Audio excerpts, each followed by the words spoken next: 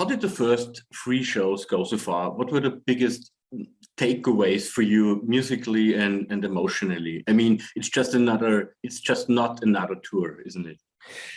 Correct. This is an incredible opportunity. The 60th anniversary of a band. I mean, I would say unprecedented, really. You know, you see certain classical musicians, certain blues players that play into their 80s, perhaps. Vladimir Horowitz played concerts, classical piano in his 90s. But this is pretty rare to have a rock and roll band to be able to celebrate 60 years. And so it's a great opportunity. It's something we do not take lightly. And by the way, it's my 40th anniversary with the band. So that's another reason to celebrate. To answer your question, I'm glad we opened in Madrid. It was such a great audience. You had that wonderful Spanish spirit. And then, of course, the subsequent shows were great too. Munich and Liverpool. First time in Liverpool since the band, I think, 72 maybe.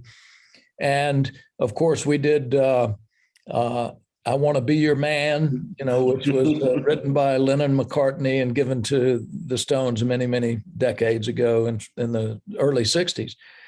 So we try to do something, and as you also know, we introduced Out of Time. Very first time. That's become really, really popular. So I think you're going to see it stay in for a good bit of the tour anyway. But it's an honor. It's a privilege. It's something that none of us takes lightly.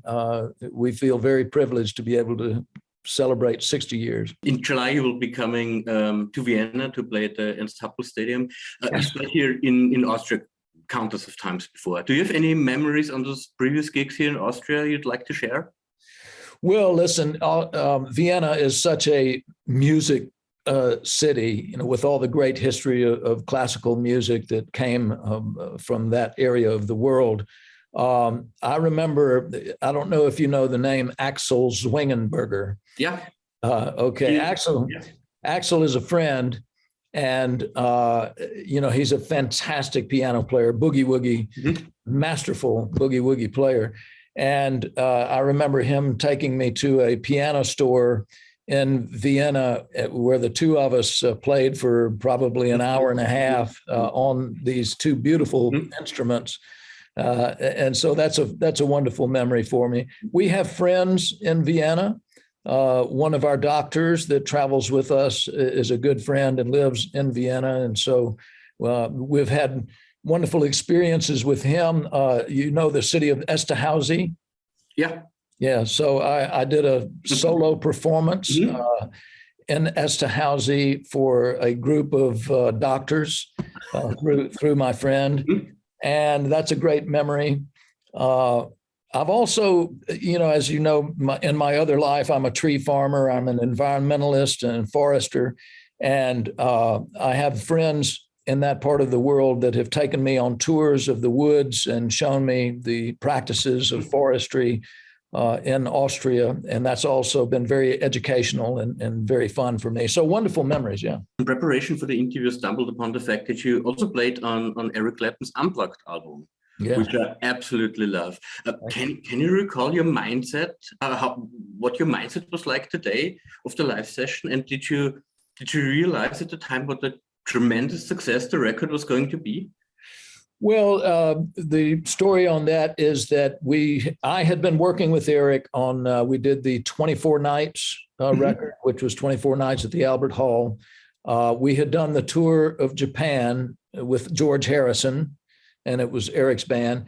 And in both of those, my good friend Greg Phillinganes was also playing keyboard with Eric. And so at the end of the George Harrison tour, Eric came to me and he said, look, Greg wants to resign. He's been great, but he wants to stay in LA and do recording sessions and produce records. He doesn't want to travel as much. I'm going to continue. I'm going to do this unplugged thing. Do you think we need another keyboard player, or would you like to have it? Eric, I'd like to have it. So I was a little bit like a coiled up spring, so that when we did that performance, it was like, get the solos now, And there was some just magical moments in that performance. It really was. It was so beautiful. And one of the little stories is that we had rehearsed the song Old Love, right? But Eric had discarded it. He said, I think maybe he felt it was one slow song too many, or he just didn't feel like it was working. So when we did the performance, we went through the whole thing. It went great. We did a couple of encores and we'd played everything. And they wanted more, the audience wanted more. And Eric, I don't know why he turned to me, but he did. And he said, Chuck, what can we do? I said, Eric, do Old Love. So we did, and that proved to be one of the winners of the night.